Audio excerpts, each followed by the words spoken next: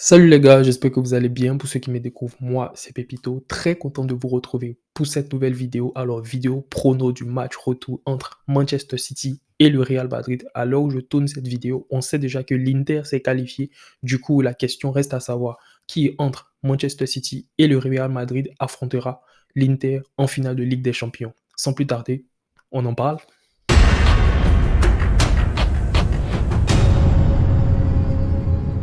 Alors, demi-finale retour de Ligue des Champions entre Manchester City et le Real Madrid. Les deux équipes au match aller se sont séparées sur un score nul de 1 partout. Il faut dire que c'est City qui a fait la bonne opération. Et ce qui oblige le Real à aller chercher sa qualification du côté de l'Etihad, stade dans lequel le Real n'a jamais gagné Manchester City. C'est pas le stade le plus chaud d'Angleterre, mais le Real a énormément de mal dans ce stade-là. Et City, ils ont eu à jouer ce week-end face à Everton, une équipe qui joue le maintien. Et on sait à quel point les équipes qui jouent le maintien en fin de saison sont difficiles à jouer. Mais City s'est imposé plutôt tranquillement. Très belle victoire, 3-0, dont un doublé de Gundogan. Très beau but sur coup franc, le dernier but. Puis un but de l'inévitable Erling Haaland. Et City qui est actuellement leader incontestable de Premier League, ils sont sur une très folle série de victoires. 22 matchs sans défaite, c'est incroyable. Arsenal qui s'est raté ces derniers temps, City qui a profité.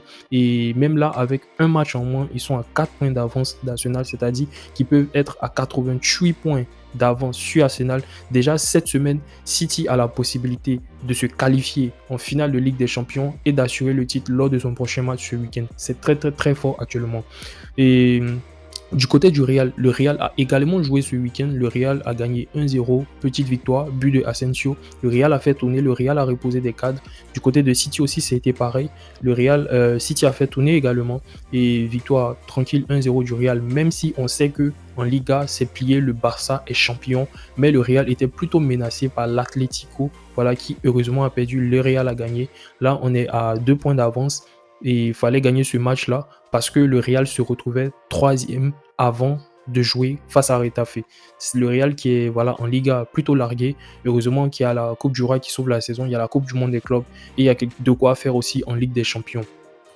Et pour en venir au match aller de Ligue des Champions, au niveau des formations, on a City qui évolue dans son système habituel. Guardiola, maintenant, on a l'impression qu'il se casse plus la tête, il se prend plus la tête à changer énormément de choses et je pense que c'est sur le même système il va aller. Je pense qu'il va aligner les mêmes joueurs parce que comme j'ai eu à le dire en championnat ce week-end, il a fait tourner, il a titularisé Mahrez, Alvarez, Foden et il faut dire que voilà, il y avait énormément de joueurs qui ont été mis au repos. Kevin De Bruyne, Bernardo Silva, je pense que voilà, ils n'ont pas été mis au repos pour rien. C'est pour qu'ils soient titulaires pour aller dans ce 3-6-1 là habituel que Guardiola affectionne actuellement avec ce milieu là à 4 très efficace mais qui a été, sur certaines phases de jeu, mis à mal par le bloc, par le dispositif du Real. Franchement, le Real a su très bien gérer au début du match. C'était un peu compliqué, mais plus le match a continué, le Real a su gérer ces 4 joueurs du milieu de terrain là. Et franchement, du côté du Real aussi, c'est voilà un 4-3-3 habituel. Mais j'ai beaucoup apprécié l'animation du côté du Real. Comme parfois, on avait le Real qui était en phase défensive, Camavinga et Modric qui switchaient un peu les postes avec Camavinga qui se retrouvait en position de milieu de terrain, puis Modric qui était un peu plus décalé sur ce côté. Franchement, tactiquement, Ancelotti, il a sorti quelque chose de bon. Puis la titularisation de Rudiger, on savait qu'il allait titulariser parce que Militao ne pouvait pas jouer ce match et les autres qui ont aussi fait le taf. Vinicius qui a marqué son but, un très beau but d'ailleurs. Et on s'attendait dans la vidéo prono du match aller, je m'attendais à ce que le danger venant du Real vienne de ces 3 joueurs-là, vienne de la capacité que ces 3 joueurs-là ont à combiner. Rodrigo, Vinicius, Benzema. Benzema qui s'est moins montré disponible devant le but, mais dans le jeu, il a beaucoup décroché, il a beaucoup contribué au jeu, comme d'habitude, comme on le connaît. C'est Benzema, c'est voilà, le ballon, c'est son ami, mais dans les derniers mètres, on l'a moins vu par rapport à ces 2 autres coéquipiers. Rodrigo qui s'est un peu illustré et surtout Vinicius qui a claqué un très beau but, très beau but de Vinicius. On voit là à quel point il est content, il a célébré son but avec Rodrigo. Franchement, le Real se trouvait dans une période difficile et comme je l'avais dit, j'avais dit dans la vidéo prono du match, allez, ça allait très vite aller en transition rapide et ça a été le cas. Modric et Camavinga, percé de Camavinga qui fait la passe à Vinicius et très beau but de Vinicius. Franchement, le danger a été présent grâce à ces 3-là. Et moi, je pense qu'au match retour, on doit, il faut que Benzema soit au niveau. Il faut que Benzema soit beaucoup plus, il faut qu'il montre beaucoup plus. Si le Real doit d'abord, dans un premier temps, gagner le match, puis se qualifier, il faut un Benzema. Je pense que Benzema sera le facteur X de ce match. À Vinicius, je pense qu'il pourra faire des différences. Sur son côté, Rodrigo, on verra s'il sera titulaire ou pas, parce que là, il y a des bruits de couloir qui disent que voilà, il ne sera pas titulaire, etc. Mais on attend de voir. Mais Benzema, ça sera le facteur X de ce match. Et que dire aussi du match de Rudiger? Les gars, Rudiger, franchement, waouh, waouh, match incroyable face à Haaland. Franchement, on n'a presque pas vu Haaland de toute la rencontre. Il a vraiment, vraiment pocket, il a mis dans sa poche et il était collé à lui. Cette image illustre très, très, très bien tout ce qui s'est passé entre ces deux-là. Et franchement, Rudiger, chapeau. A priori, il devrait être encore titulaire pour le match retour. Du coup, Militao sera sur le banc. Je ne sais pas si Militao sera sur le terrain, Rudiger sera décalé sur le côté. Bref, on verra à la compo du match retour. On saura ce qui se fera. Mais aussi, comme j'ai eu à le dire du côté du Real, le facteur X sera Benzema. Facteur X sera Benzema. Du côté de City aussi, le facteur X sera Haaland. Est-ce que Haaland sera muselé pareillement face à Rudiger comme au match aller, ou est-ce qu'il pourra enfin se débarrasser de lui, marquer des buts? On verra ce que ça va donner. Je pense que ce match-là, ça sera les deux numéros 9 qui vont déterminer, parce que on va dire j'ai pas envie de dire les seconds joueurs stars, mais des autres joueurs qui sont capables d'apporter du danger par exemple, du côté du Real, en dehors de Benzema, Vinicius, il s'est illustré. Du côté de City, De Bruyne, il s'est illustré aussi pareillement. Mais ces deux attaquants-là, franchement, je pense qu'ils seront le facteur X. Celui qui sera dans son badge, celui qui sera dans un grand jour, va déterminer la victoire de son équipe. Et que dire aussi de l'arbitrage? Franchement, l'arbitrage, ce match-là, il m'a vraiment, vraiment dégoûté. J'étais vraiment énervé concernant l'arbitrage. Déjà, on voit clairement une semelle de Bernardo Silva sur Camavinga devant l'arbitre de touche. En plus, ça, c'est une grosse scandale, ça. Mais bref, je ne vais pas m'attarder sur ça. Ça n'a pas été sifflé. Et aussi, l'action du but de Manchester City. Le ballon est sorti. Pas du tout sifflé, pas du tout signalé par la VAR. Franchement, on s'est fait voler et je reste sur ma position. On s'est fait vraiment, vraiment, vraiment voler. Voilà, même si après la touche, City perd le ballon, c'est Camavinga qui fait une passe en retrait au centre du terrain. Mais voilà, si le ballon avait été signalé, on n'aurait pas peut-être ce but-là. Voilà.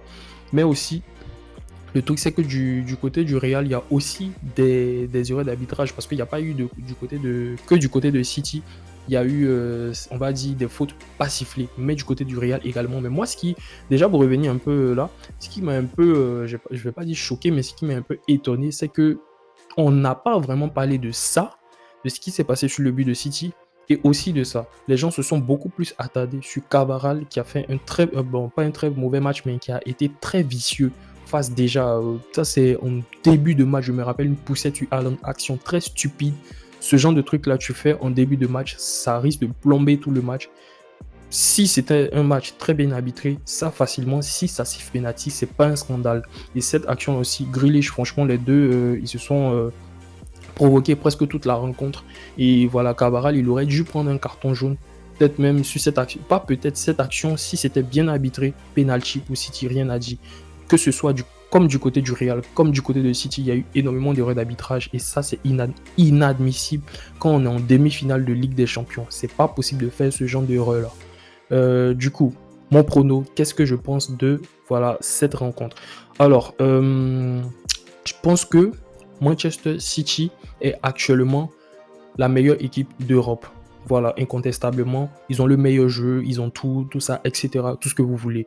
Mais s'il y a une équipe capable de mettre à mal Manchester City, c'est bel et bien le Real Madrid. Et le Real a prouvé au match aller. Le Real n'avait pas eu besoin d'avoir énormément le ballon en première mi-temps. Première action, premier tir, but. Vinicius, voilà, impérial et ses buts. Et même en deuxième mi-temps, le Real a commencé à dominer techniquement City, chose que honnêtement, je ne m'attendais pas, vu comment le Real est habitué à défendre, mais le Real a commencé à jouer au ballon face à City. Tu as senti un City qui commençait à être diminué petit à petit, qui doutait, jusqu'à ce que il y ait l'action de leur but, l'action un peu litigieuse. Du coup, je vois, mon prono, c'est que je sais que voilà, City va repartir sur les mêmes bases, mais le Real est capable de faire très, très, très, très mal en transition.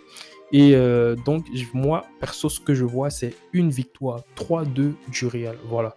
Je vois une victoire 3-2 du Real. Les matchs entre City et le Real, ce sont des matchs où il y a énormément de buts. Il y a beaucoup de buts dans ces matchs-là, à part le match aller, bien sûr. Mais depuis 2016 ou 2017 qu'ils ont l'habitude de se rencontrer, c'est toujours minimum 3 buts dans chaque match. Voilà. Il n'y a que le match dernier qui a eu 2 buts. Donc là, je m'attends à une victoire 3-2. Du coup, une qualification du Real en finale de Ligue des Champions. Et je pense que le Real, franchement, est dans une bonne posture. Franchement, City, il y a de quoi s'inquiéter. Il y a de quoi s'inquiéter quand on sait qu'actuellement, on est sur l'un des meilleurs City. On est d'accord, ça, on est sur l'un des meilleurs City.